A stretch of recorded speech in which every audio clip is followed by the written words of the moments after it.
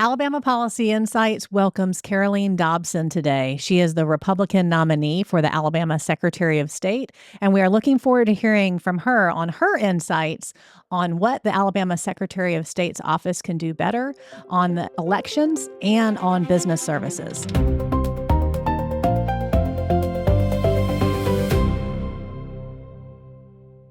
Welcome to Alabama Policy Insights. Today, we are thrilled to have Caroleene Dobson here with us today. I'll let her tell you a little bit about herself, but Caroleene lives in Montgomery and is an attorney and is the Republican nominee for Alabama Secretary of State and has done a lot of different things in her life and her career. So we just really wanted our listeners and our viewers to get to know Caroleene and hear a little bit about her vision for Alabama and her vision for the Secretary of State's office. So welcome, Caroleene. Thank you so much for having me, Stephanie. I appreciate it. It's an honor, and I just want to thank you for all that you do.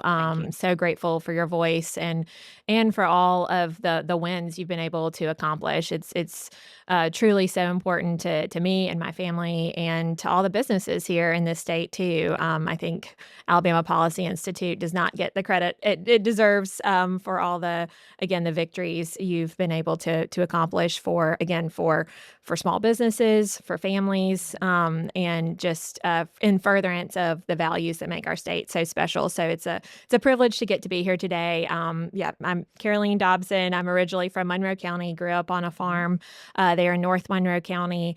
And I think some people, say farm and they think of, like Pike Road or something like that. But I mean, it was very rural, drove 22 miles to school every day, very remote, 3 TV channels. But I wouldn't have traded that. It was a really special way to grow up. Very grateful for that background. I went to Harvard for undergrad. No one in my family had ever even set foot in the state of Massachusetts. It was kind of a sort of a random thing, but I felt like if God had seen for me to get into Harvard, then I needed to go there.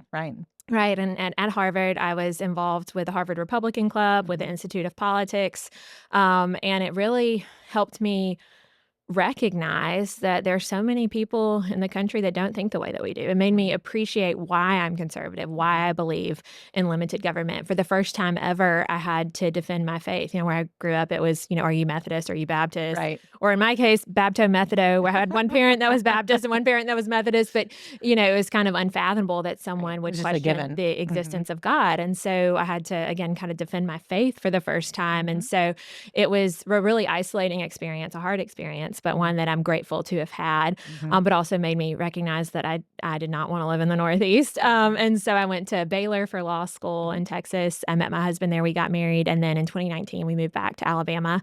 And as you mentioned, I now live in Montgomery. I'm a real estate and corporate lawyer. So not a TV show lawyer. I'm not in a courtroom. Not a litigator. No. Helping small business owners primarily lease, sell property, form LLCs, form limited partnerships. And it's been really fulfilling because I think it's a type of law that, again, doesn't get a lot of attention because it's not super glamorous, but it helps. It certainly is crucial to helping business grow and proceed in this. And it's collaborative too. A lot of times at the end of the day, opposing counsel, you and opposing counsel, I'll go out to dinner when the deal's done because we made something happen. So I think that's a really beneficial background to have, particularly for this office. It's been a very long time since we've had someone hold the office of Secretary of State that has a corporate legal background. We've certainly benefited from secretaries of state who've had election administration background, and that's all been great. I just think the office, needs new ideas, and especially with respect to corporate formation and business growth in this state, I think that's going to be a really beneficial background to have coming into the office. Yeah. So a lot of people, when they think about the Secretary of State's office, they exclusively think about elections. Right. So flesh out, just for our viewers who may not understand, the business services side and how your expertise in that type of law will work hand in glove. Yes. So every LLC, limited liability company, partnership, corporation that is incorporated in Alabama or is incorporated in another state, but qualifies to do business in Alabama Right. has to file with the Office of Secretary of State. Mhm. And so it's been relatively recently, in the past decade that has been become online services. So kind Right. of late in the game. And they're just the fee structure has not really kept up with the technology. Okay. So for instance, if you're changing your registered agent, Mhm. or if your registered agent moves and you want to update that Mhm. you're going to have to file a form Okay. with the Office of Secretary of State, and it's going to cost you $100. Uh-huh. And maybe back in the 70s, if you've actually had to have someone physically drive to a warehouse Right, and right. flip through a file cabinet and change it, but this happens within a matter of seconds Mhm. online, and so I am committed to making sure day one that we reduce all fees Mhm. and making it a lot more affordable for people to form companies, to Mhm. update information. I mean, that benefits the office just Sure. as much as it benefits business owners. Both of my parents were small business owners, Mhm. and there's really, I think we talk a lot about the scarcity of rural healthcare Mhm. providers. Mhm. Both of my parents were rural healthcare providers, so I'm certainly cognizant of that.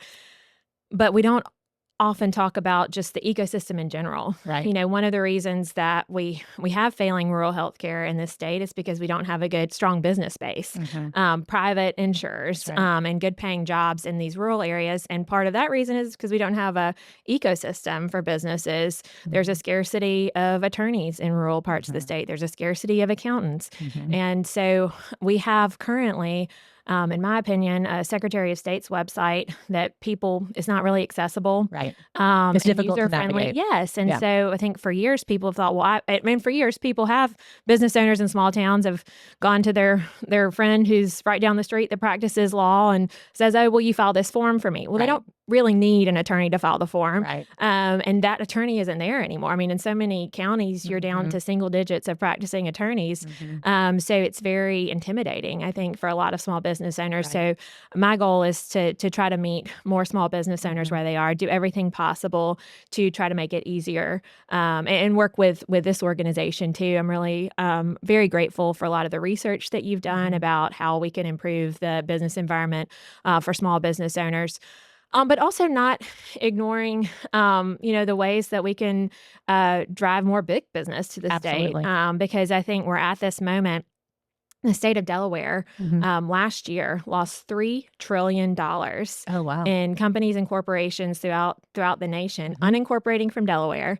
Traditionally Oh, it yeah. was, if you really want to be, It was the safe harbor. right, Mhm. exactly. That was the place that if you were, really excelling, you were going to change and incorporate your company in Delaware.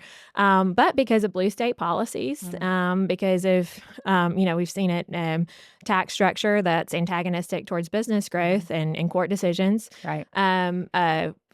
There have been so many corporations throughout the nation that are looking to red states, but Alabama is not one of those that are in the top contenders for reincorporation. So South Dakota, Mhm. Nevada, Wyoming, Texas, you see a lot of the corporations leaving Delaware going to Mhm. those states. Mhm. And so I also want to work with the legislature. I want to work with Coach Tuberville, Right. Secretary of Commerce, to look at ways, legislatively or otherwise, Mhm. that we can better position Alabama to be at the top choice for Mhm. alternatives to some of these traditional East Coast domiciles. And so, again, that's where I think a Mhm. lot of the model legislation that API has drafted could Mhm. be particularly beneficial.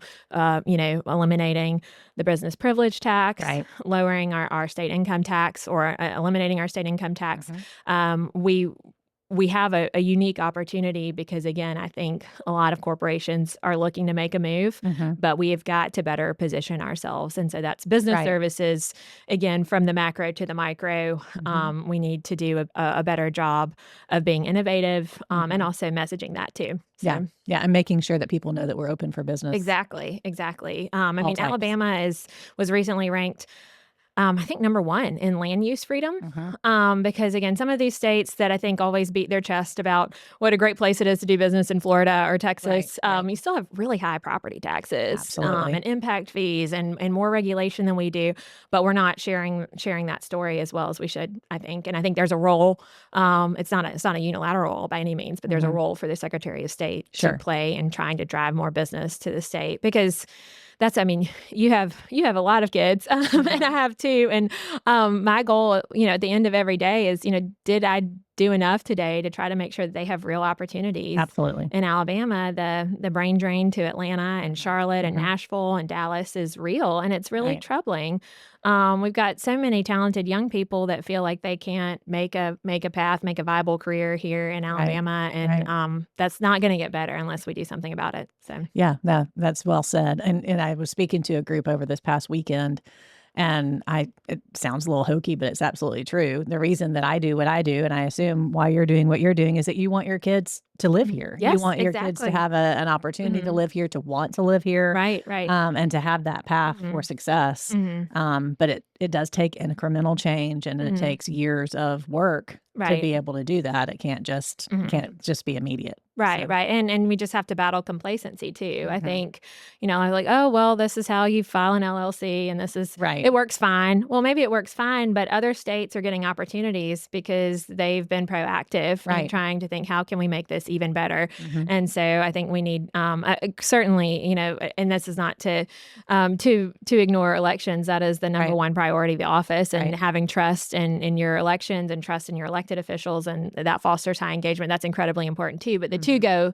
go hand in hand. And you Right. see with President Trump, he's appointed the first ever chief web design officer. He Oh, I hadn't seen engaged, that. That's one of interesting. the Okay. founders of Airbnb Hmm. to try to create a more Apple Store like experience on all of the federal government websites. Right. And so I Well, think it's what we've come to expect. correct. Yes, yeah, you think it's gonna be clunky, and you've gotta budget an hour at least for it, and, and it's something that you dread doing, and, the Secretary of State's website, as far as state government Mhm. websites, is probably one of the most highly frequented state Mhm. government Sure. Oh, websites, yeah. and so what can we do, again, to make it a lot easier? And Mhm. also, user protection is really important too Mhm. because, I don't know, I mean, my husband, recently formed, an LLC, and, all of a sudden, we're inundated with all these letters, and some of them are Yeah. official notices from Right, the right. Secretary of State's office. The rest of them are made to look like that, and so I think it's really confusing for people, Mhm. when they form an LLC and they get all this junk mail, what's real, what's not, Right. what do I need to What do I have to file? pay attention to? Yeah, yeah, and so I think, again, I think there would be ways of making the website better serve Mhm. individuals too, and be easier to use, on that front too. And again, as a daughter of small business owners, Mhm. as someone who spent basically my entire career representing small business owners, Mhm. there is not enough that we can do for them in this, particularly in this economy. Right. It's such in the post-COVID world. It is such a struggle for small business owners, and I see that when I'm traveling across the state campaigning. I mean, it's Mhm. like, how many Dollar Generals am I going to see Right, right. today? And I'm not to disparage Right. Dollar General, Sure. but when I see one, I'm like, well, But where's the what mom are and pop that used to be yeah, there? yeah, Yeah. exactly, Yeah. exactly, and that's, those mom and pop stores are what make Alabama so special, Mhm. and again, when you lose one of those, then that's, again, the loss, especially in rural areas, of, again, more of the business base that was Yeah, and a helping family support the business. schools Right. and the hospital, Mhm. and providing jobs, so it's all interrelated, and I'm really excited to have the opportunity to hopefully drive some change there, Yeah, so absolutely. Okay, so shifting gears to the election side, yes, yes, which is what everybody thinks of. I have a couple of questions on that, but one, I just wanted to know just kind of your thoughts on voter turnout. mhm, How kind of an understanding of civics, or yeah, embracing kind of our patriotism has impacted that, and then just maybe complacency yeah, in the state of Alabama, of kind of mhm. like, well, we're Alabama, so it's fine. Right, right, yeah. It's my vote isn't important. Mhm. Just what you think is driving the kind of the low voter turnout. Well, it's really troubling, Mhm. and certainly as Secretary of State, again, I think there is a role to be played in engaging Mhm. folks, not just to vote, but also to participate Right. in election integrity efforts. I Mhm. mean, currently, Secretary Allen employs less than 40 people. Mhm. So we not only need more people to vote, we also need more people to volunteer on election day. Right. I think the average age of a poll worker is well over retirement age. Mhm. And I'm so grateful for those folks that are doing, Absolutely. but I thank them every single time I yes, walk in no, there, they're but and they have a wealth of knowledge, Mhm. and while they are still willing to do this, we need to be training up the next generation Right. of election day, especially given that so many people now have flexible work schedules. Great point. It's never been easier to arrange your schedule to take one day off to help serve our state and our country. So that is certainly a focus of mine, and I would encourage. I assume this is being released here in the month of July, so I would encourage everyone to please go out and vote on Yes. August 11th. It's incredibly important that we have a good turnout in the special elections. But as part of my objectives for the office, I want to create an election integrity and security division, so a branch of the Office of Secretary of State that is made up of individuals who are dedicated to eradicating election fraud, voter roll maintenance, helping with election support for probate judges, and helping with audits and evaluating audits, helping with election logistics, and to the extent there's any free time after that, also working on engagement because elections are, the job it's cyclical. So I think there are so many incredible nonprofits in this state, API included, that work towards civic engagement. And we don't have to, Secretary of State's office doesn't have to reinvent the wheel, but to the extent that we can help give these nonprofits better platforms and provide better access, support, like Liberty Learning Foundation. Yes. They do tremendous, and it's so geared towards students where they are. I think they do some sort of exercise with voting on cookie flavors for kindergartners. That's cute. But it made me realize, in our family, I was like, I don't know if I've ever actually explained the voting concept to my two girls, because we don't vote on anything because it would be 1 against 1 and mom would have to be the tiebreaker. So I think maybe when you have 7, you have an odd number. So there's going to be, maybe you vote more, but we don't vote. And so as a family on things. And so it made me think, well, how else are kids going to get exposed to that? The concept. And yes. And I think too, and I think things are changing, but I think certainly in the 70s, 80s, and 90s, when I was growing up, I don't know if people were reading Emily Post too much or something, but it was, we don't talk about politics at the dinner table. I think we've sheltered our kids. There's a healthy way to talk about politics, a healthy way to disagree. And that's why I think you see, especially with some millennials, with some Gen Z, this inability to engage in dialogue. It's, like a fear of engaging in civil discussion. And so we've got to combat that. And so, anyway, that's I feel like maybe, I'm guessing here. I have no stats to back this up, but my gut is that a lot of people who grew up kind of post 1990, so like early 2000s, the cancel culture was so diabolical, frankly, at that time, that I wonder if some of that kind of residue, that has just kind of traveled along with them. Right. Just because I wonder, the whole concept of having a discussion, disagreeing, and then hugging it out, disagreeing and saying, okay, well, let's just agree to disagree. Right. Really was lost for a decade or more. Yes. Yeah. And it felt like an attack. And so it was one of those, like, we've gone from kind of our generation of like, you don't talk about religion and politics because it's impolite. Right. To, if you do talk about it, you're going to get fired. Yeah, you're going to get fired, or you or triggered everyone's someone. Gonna hate you. Yeah. It becomes like a personal attack. But and that's I love the writer Jonathan Haidt. I think he's done such amazing research. But I think see that because there's a study that shows that most conservatives understand where liberals are coming from. They see the fallacy in the argument, but they, based on our worldview and our view of how government, you can kind of see it, but the reverse is not true.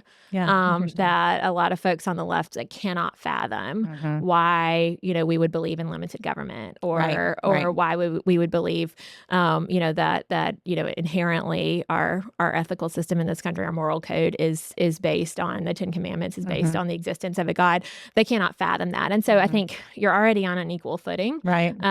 When, you're acknowledging that someone has a viewpoint that you think is incorrect, but is a legitimate view. Right, but it's okay. It's okay. Yeah, you understand how they Right. came to that conclusion, and they can't even fathom that. And so, Yeah. so anyway, all to say, there are so many wonderful. American Village does Oh, a lot on absolutely. civic engagement, and so I want to use the Secretary of State's office where possible to partner with these organizations and give them more of a platform to do a lot of good work that they're doing too. Because again, I think if you believe in limited government like we do, you need private organizations. Right. So more public-private partnerships when it comes to engagement. Again, not only with respect to voting, but also actually actively participating in the election process. And the Secretary of State's office currently has a student poll worker program, and so. I didn't even know that. Yeah, Okay, in good to certain know. counties, it's been really popular, and so I also want to work with probate judges' offices to make sure that they're doing that. But in Colbert County, I know, in Etowah County, it's kind of an honor. It's usually like sure. the young people that go to Girl State or Boy State Right. are usually Someone's chosen to selected. be. Yes, and Right. so I think if we can make that more of a an accolade that is bestowed on young people that have really shown initiative and shown interest in politics and civics, then that will certainly help, because voting is a habit. Right. It is, It is. and Yeah. you've got to prioritize. It's just like, in a morning where you're running late and rushing out the door, you don't not brush your teeth. You do. Right. And so there's, on any election day, especially for people with school age kids, it's, there's always something else you could be doing, but you've got to prioritize voting and figure out a way to work it in, because you can. So. Right. Yeah. And it's interesting because when I was in Governor Riley's office, decades ago, one of the bills that I remember helping pass was the 7 to 7, the open at 7, close at 7 piece of legislation. And it just was one of those things. It just absolutely floored us that that the polling, precincts could open and close at will. Oh, yeah. And the corruption or, even just, they were like, okay, well, we're done for the day kind of thing. Right. No one's out there right now. Right. No. Right. No. So that's one of those things. Every time an election comes around and they're like, open at 7, close at 7. I'm like, yes, we did that. No, that was so huge. Yeah.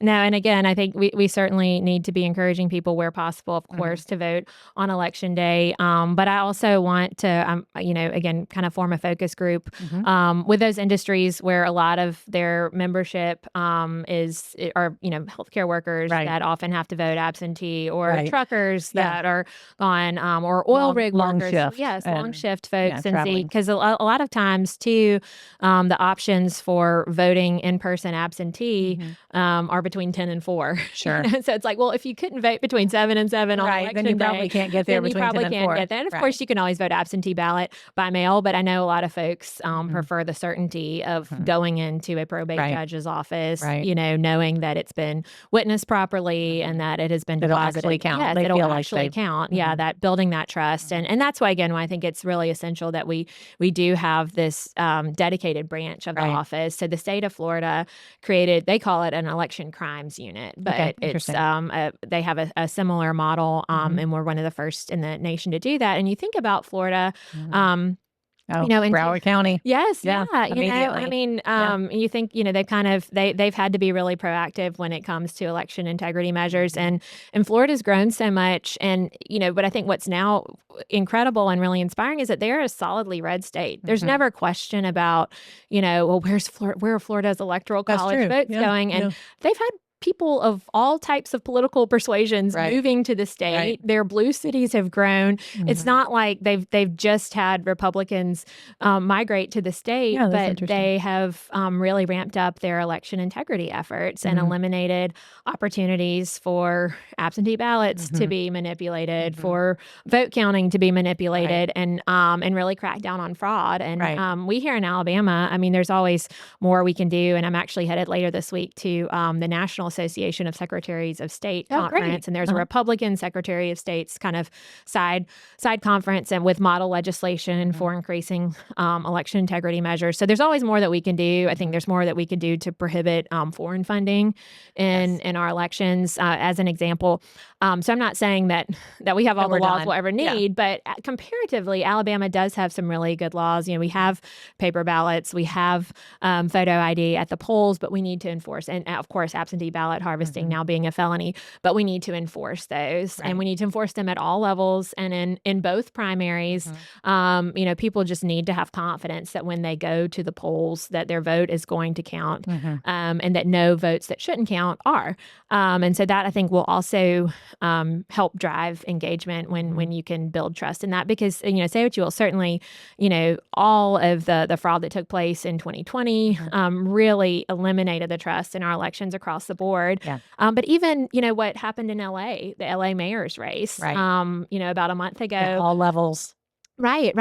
People hear about that, and even though we live here in Alabama and we have a lot of safeguards that California is lacking, it still diminishes the It does, trust, yeah. and I think builds concern. And so and again, it's like we can have all the good laws on the books, but if you're not, you have a no shoplifting sign in your store, but if Right. no one's manning the cash register, then Right. so I think having a dedicated branch of the office to objectively investigate some of these claims, because a lot of times people see something that they think, well, this looks kind of suspicious, Right. or why is that person helping this person looks like they're Right. helping someone Right. fill out a ballot.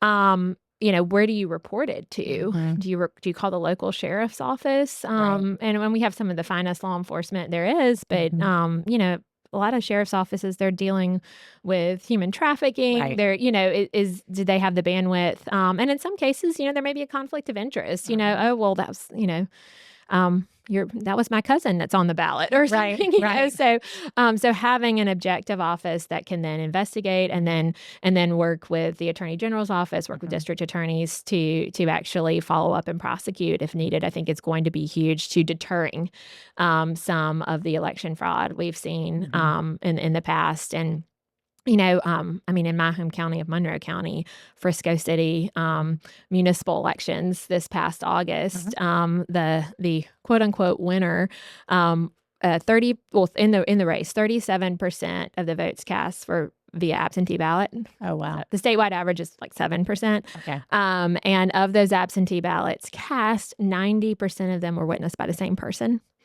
Wow. So that election has since been thrown out. And so many people say, well, Frisco City, it's a town of less than 1,000 people. Why do I care? But for so many Alabamians, that's really their only, direct experience with government. Right. Is someone they know in their their city. mayor. And if they have a level of disgust and distrust at that local level, then why are they going to go vote for governor, go vote for president if they don't even trust that? Well, and they would also, I think, make the assumption if it's corrupt here, it's corrupt everywhere. Exactly. Exactly. And so that's why I think it's, there's no election that's too small, no race that's too unimportant for it to be secure, and for the folks, again, that take the time to go vote to feel like their vote is actually counted. Absolutely. Absolutely. One of the things, staying with elections for a few minutes, one of the things that has been somewhat controversial, or at least discussed in the last several years, is voter rolls. Yes. How much they are, when people want to purchase them, how clean they are, how the process of cleaning them or making sure that they're accurate. Can you just talk through some of that and what your thought process is for that? No, and I'm grateful, the legislature this past session has dramatically lowered the cost of the voter roll.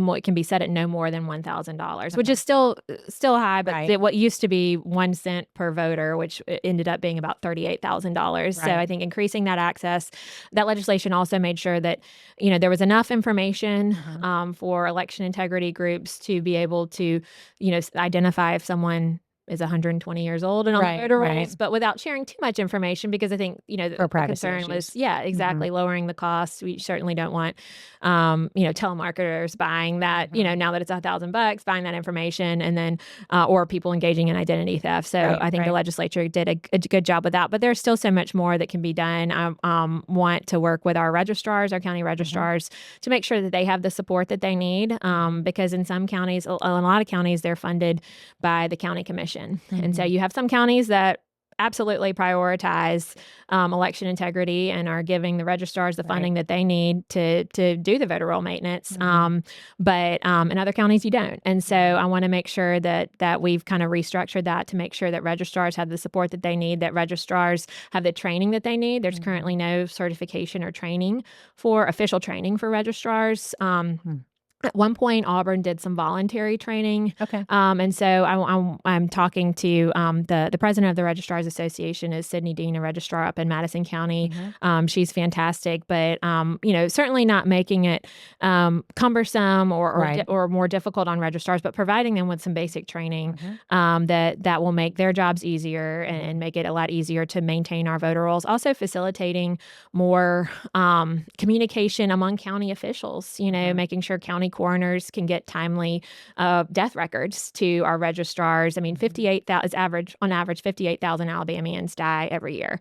So Okay. that means we need to be removing thousands of Right. voters from our Right. rolls Right.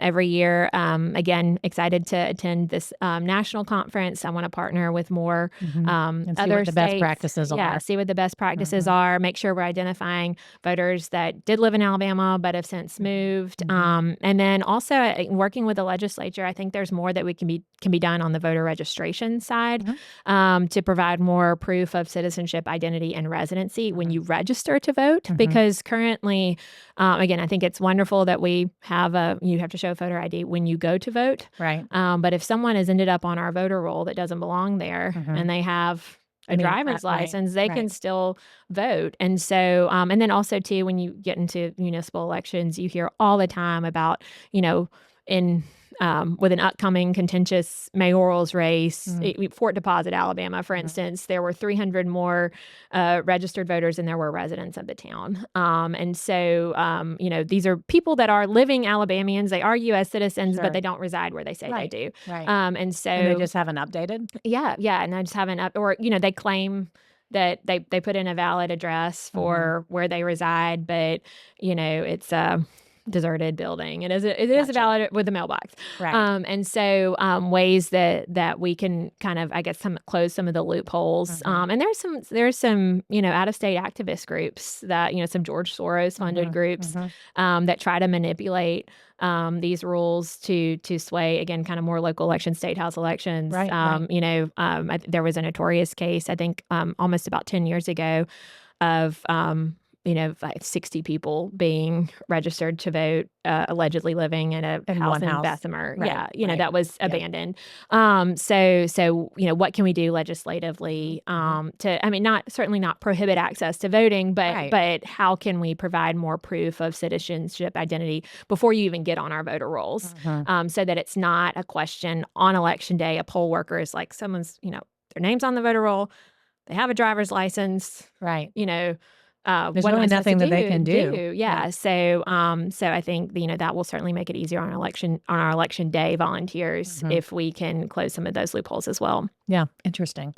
One of the other things is that comes up in conversation when talking about the Secretary of State's office is kind of financial transparency Mhm. for elected officials and Yes. for candidates. Um. And the system there, you know, the laws there are mainly retroactive. Um. Excuse me, meaning, you do have to have reporting and Mhm. it ramps up. I mean, you've been a candidate Mhm. twice, so Right. Right. you've lived it now on that side as well. But as far as public access to those Mhm. kinds of things and the thought process of, knowing who is funding a candidate Mhm. before the election, Right. so that you can make better choices. Mhm. Because usually whoever, it's kind of like, when your parents used to say, you are who your friends are, or, Right. choose Right. wisely because you're judged by who your friends are. Mhm. It's similar with candidates. Yes. Um, Absolutely. and that, whoever is funding that And candidate then. is Mhm. probably a similar mindset to the Mhm. candidate. Mhm. So, what are there any improvements or thoughts that you have about kind of candidate funding transparency? Yes, I want to make it a lot more accessible for individuals to see Mhm. again and to again have that knowledge before they go Right. to the polls. And at the same time, too, I think, especially with respect to local candidates, I think it's very first time local candidates. You're running for county commissioner, and you've never been in politics before. You're a small business owner. You're a mom. You're still running your small business because you can't afford to step away to run for county commissioner. There's no one in your county that's a campaign finance attorney. So I want to create more transparency when it comes to where we know where funds are coming from, and more transparency as to the process as to just how to do it. navigate that. Because I think, currently the perception is that there are a lot of black holes when it comes to kind of the big races and the statewide candidates. Well, we really do need to know where that funding is coming from, and a lot of wrist slapping and gotchas for first time and local candidates, that even those who are trying to do it the right way. And they're, I mean, it's been rare that I don't encounter someone, again, a county commission candidate or a sheriff's candidate or school board local school board candidate that's really frustrated because they, and they've been, they've received a penalty or a waiver or something, and it's just, already it's really stressful to outside pretty much everyone's comfort zone to run for office. So how can we, again, not get so into the weeds on some of, people, local folks need to know where their local candidates' dollars are coming from too, but make it feel a little less gotcha to the local candidates, but then kind of hold our statewide candidates, our state legislative candidates to a little bit higher of a standard with respect to being more transparent about where those funds are actually coming from. So yeah, it's one of those things, and it's not under the Secretary of State's purview, but it's also one of those things, kind of like with ethics laws. Yes, it's a difficult process, and it feels adversarial, even for those who are trying to do it the exact right way and not do anything wrong. It feels slightly adversarial, or like you're just tiptoeing up to making a mistake. That's going to be a real problem, for monetarily, and then also just reputation wise. Even if you're trying to do things exactly the right way. Exactly. No, and I think ethics reform, which I think we need very much in this state, we need to be including FCPA along with that. I think that it's a big umbrella that we need to be addressing holistically. So. Right.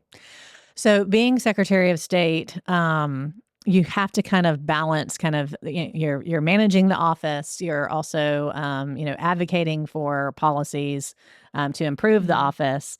But you really have to go through the legislative process to do, your budget, and then also a lot of the changes that you might want to make. So what's your philosophy on working with the other statewide officers and the legislature? Well, I'm so grateful that, Coach Tuberville is very passionate about election integrity. You see interviews and he brings it up, so I don't think that's something I'm going to have to sell to the team. I've been very grateful to have some preliminary conversations, both on the election integrity side and on the business side. I think, Coach is very much committed to making sure that we're doing everything possible to drive more business in the state. I'm excited to hear, who his Secretary of Commerce will be. The name that I hear floated about is very exciting to me. And so, but also, again, with our legislature, I've been very grateful in campaigning to have gotten to sit down with several of them and kind of explain the need for some of these election integrity measures, even if they feel that, well, everything's fine in my district, and our probate judge is fantastic. I'm like, yes, that is the case in your county, but, elections are so local, and they are locally administered. And again, as a believer of small government and local is better, that's a good thing, but we need some accountability. We need a backstop. And so I think kind of explaining that has been really helpful. And I'm very excited because I think this is something that is, it's going to be a win for the entire state. It's not, you're not picking teams. You're ensuring that there's more trust in our elections by having which everyone should want. Everyone should want. Exactly. And you see that in national polling. I mean, you see even, with the SAVE Act, the average Democrat is largely in favor of a lot of the measures of that legislation. And so I think that's, very indicative of what the motives of those who are against legislation really have at heart. But again, when it comes to election integrity, again, I think it's certainly on me to make those inroads and build those relationships so that we can prioritize that in the next legislative session. It's going to be, almost an entirely new cast of Right. state leadership, Right. and some new folks in the legislature Mhm. too. And so I think it's important to the people of Alabama that we can show that we can work together. We Mhm. can deliver some concrete advancements Mhm. when it comes to and there's again there's nothing that's truly more crucial to ensuring that we can continue as a country and as a Mhm. state than election integrity. And so to Right. be able to deliver an election integrity package, Mhm. working together for the first time for many of us, I think would be Mhm. huge and would again make the people of Alabama feel confident in the choices they made in Mhm. November. So That's great. You mentioned kind of the national scene of mhm, secretaries of state. mhm, How do you see your role in state versus as a national leader? A mhm, lot of times we don't hear about a state secretary of state unless mhm. there's a problem. Right. And so in an Uh, election, I'm struggling to remember her name, but I've got her face etched in my brain. The Broward uh, County, oh, yeah, Kathleen Kathleen. Harris. Yes, Yes, yes, yes. yeah. So, No, that um, was kind of the first time I knew what a state. I mean, I was in sure, the 8th grade, and then yeah. she was kind of all of a sudden in the limelight. But But most of the time, we don't hear about, um, the Secretary of State of any given state until right. there's just like some sort of crisis. True. But I'm Mhm, sure that there's a community, mhm, of the secretaries of state and different opportunities for mhm, Alabama and you to mhm. have a lead role, Um, as a statewide Secretary of State. How do you see your role kind of in state versus out of state? yes. Well, again, I'm want to build as many relationships as possible. I think it's important that we're looking at what some other states are Mhm. doing when it comes to election integrity. What can we emulate? What's not a good idea? Mhm. And so I'm excited to kind of have that opportunity. But again, my first and foremost obligation is to the people of Alabama and the Constitution of Alabama.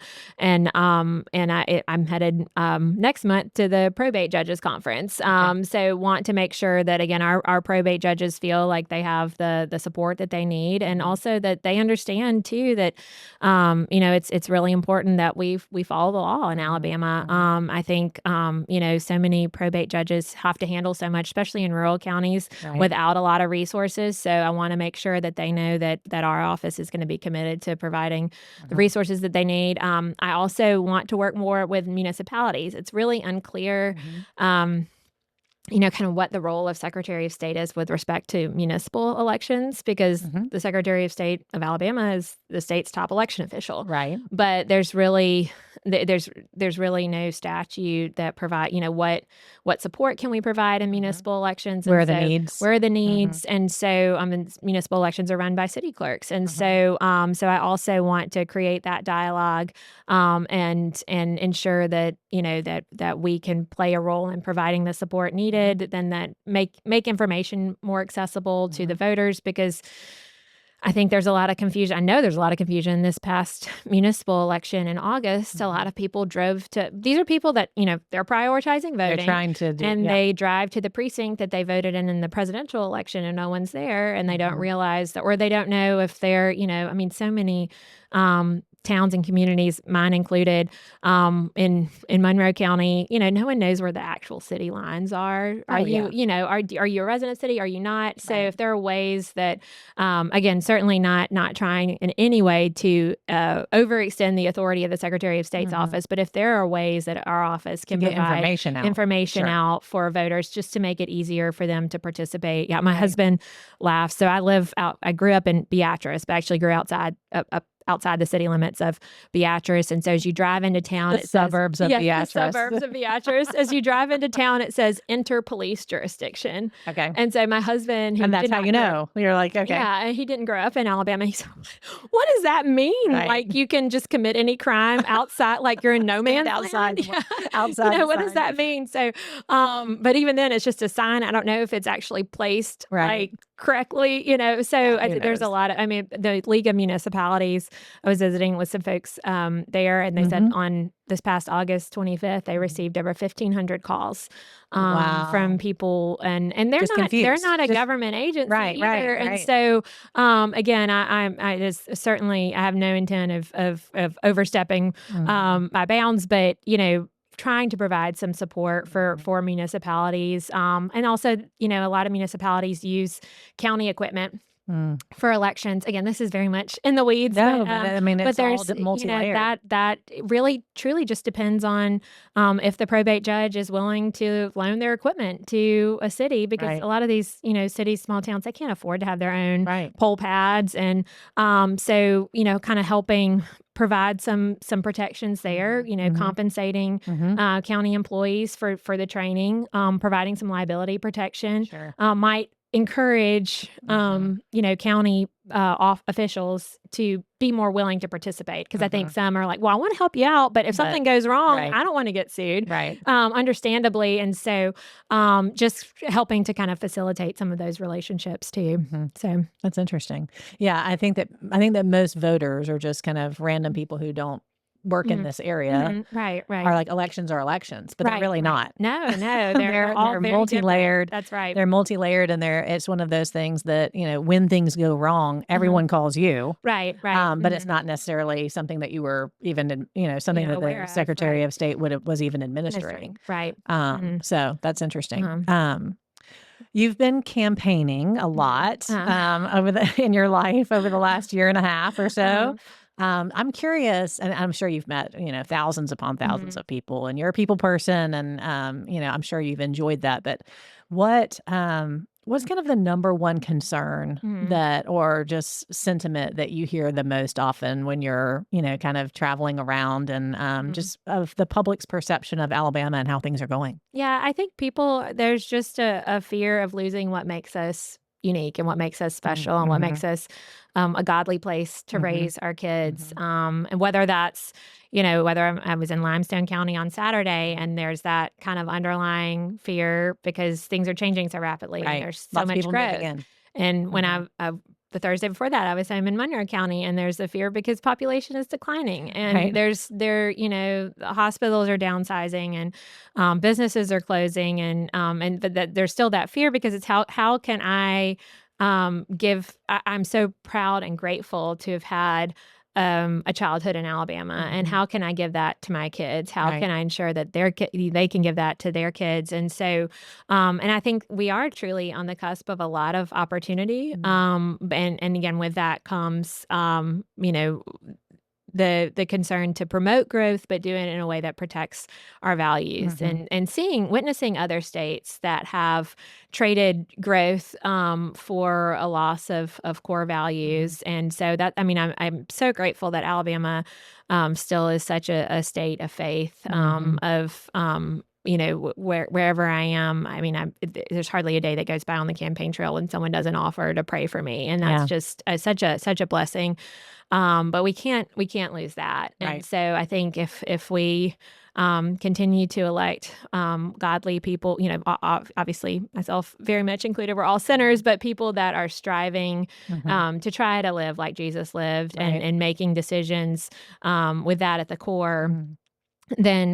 then we can again promote growth, but protect the things that make Alabama so special. Mhm. Hard work, humility, Mm. and that's what I think too. I mean, we're such a state of which makes it. I think sometimes maybe some of the reasons we've sometimes missed out on opportunities because we're Mhm. not a state that brags on itself Right. probably Right. enough. Mhm. And so, but I wouldn't trade that sense of humility for anything of acknowledgement that everything that we have, comes from God. We're all his Right. children, and a sense of stewardship too. I do think that the flip side of it is that Mhm.